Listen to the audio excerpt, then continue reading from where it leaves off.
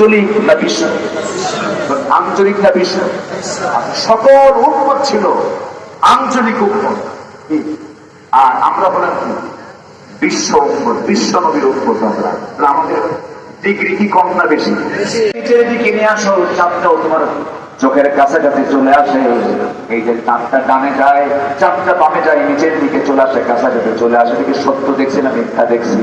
রাসূল বলেন, চাচা জন্মের পূর্বে আমার বাপ মারা গেছে, আমার আব্বা দুনিয়া থেকে আগেই বিদায় নিয়েছেন, আমার মা যখন আমাকে ভূমিষ্ঠ করলেন, আমার মা আমাকে করে নিতে গেলে হাওয়া মা করে কান্দেন, স্বামীর কথা মনে হয়ে যায়।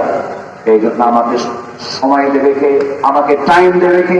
আমি একাকি রাত্রিতে শুয়ে আছি, আমরা কোরআনের সে রাতের বেলা আকাশের চাঁদ থেকে আমার জন্য খেলনা বানায় দিয়েছিলেন। আমার বন্ধুগণ, সেই রাসূলকে আদর করে করে আবু তালেব বড় করলেন, রাসূল নবুয়ত পেলেন, তার সঙ্গে জেলও খাটলেন। এত ত্যাগ, এত কুরবানি স্বীকার করার পরেও আবু তালেব দুনিয়া থেকে বেঈমান হয়ে দুনিয়া থেকে বিদায় নিয়েছেন। রাসূল তাকে জোর করেন নাই, কারণ হেদায়েতের মালিককে, আজকে বলবেন হেদায়েতের মালিককে, হেদায়েতের মালিককে, হেদায়েতের মালিক আল্লাহ। তার আরো বড় প্রমাণ আছে। একজন নবীর বউ কাফের, একজন নবীর সন্তান কাফের, একজন নবীর 12 পর্যন্ত মুশরিক, আছে না নাই? এগুলো নিয়ে টেনশন করা যাবে না। হেদায়েত চাই পাবে কার কাছে? আল্লাহর কাছে। কোন সংখ্যালঘুর শব্দ আমরা শুনতে চাই না। আমিরে জামাত বলেছেন, এদেশের অন্যতম ইসলামী সংগঠন জামাত ইসলামের আমিরে জামাত বলেছেন, সংখ্যালঘুর শব্দকে আমরা বাদ দিয়ে দেব।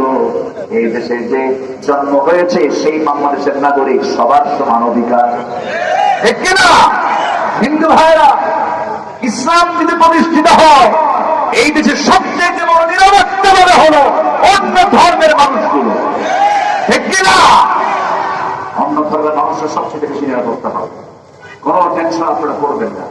ইসলাম আপনাকে কখনো আঘাত দেবে না, ইসলাম আঘাত দেওয়াতে বিশ্বাসী নয়। আমার নবীজি শেষ পর্যন্ত বলে ফেললেন, চাচা কিছু কালিমা কি বলা যায় না? বললো, মুহাম্মদ আমাদের কইও না, আমার কপালে হেদায়েত নাই। আমার নবীজি হাতটা বুঝে গেলেন, আপনি তাকে ভালোবাসবেন, আপনি তাকে হেদায়েত দিতে পারবেন না। হেদায়েতের চাবি কার হাতে?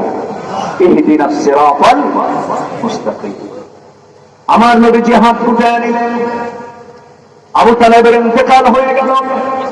এখন প্রশ্ন হলো, দেখেন আবু তালেবের ভাতিজা হচ্ছেন মুহাম্মদ সাল্লাল্লাহু, আবু তালেবের ছেলে হচ্ছেন সাইয়্যিদনা আলী রাদিয়াল্লাহু তাআলা আনহু, আবু তালেবের আরেকটা ছেলে হচ্ছেন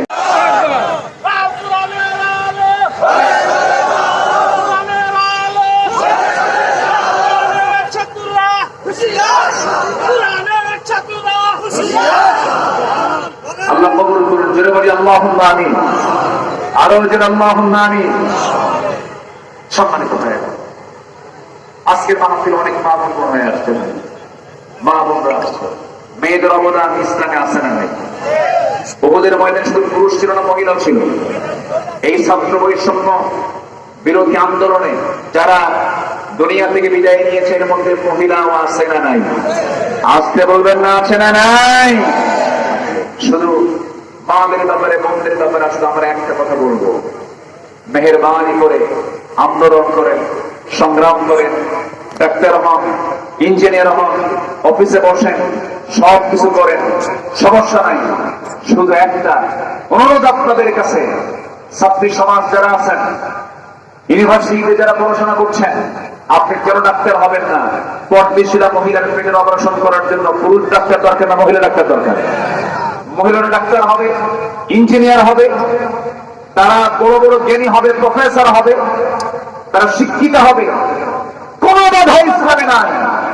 কিন্তু মা, দয়া করে কপালে টিপটা না দিয়া, মাথার চুলটা না দেখায়া, সৌন্দর্যটাকে স্বামী ছাড়া অন্য কারোর সামনে ডিসপ্লে না করে, একটু বড় কাটা পরে, পর্দার পোশাক পরে স্বাধীন হয়ে চলাফেরা করুন।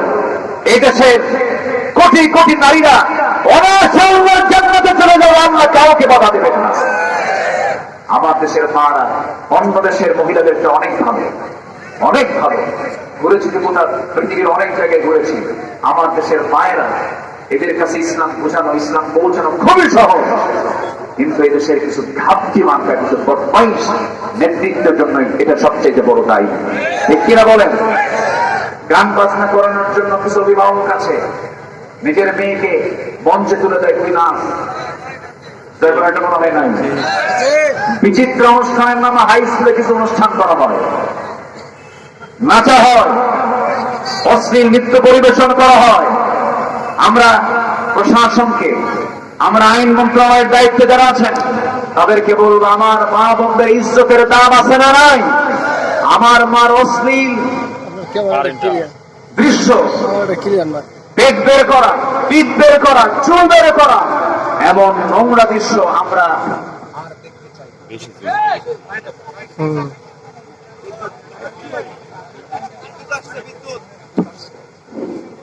যে বিদ্যুৎ আসছে আবার বিদ্যুৎ যায়, এটা তো পূর্বের স্বপ্নের বৈশিষ্ট্য।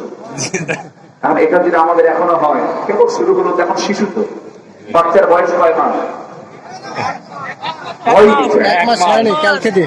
একদিন শর্ট আছে, তো বাচ্চার বয়স যদি 1 মাসই না হয়, ও তো দুধ খাইতে হয় কেমন তাও তো জানো।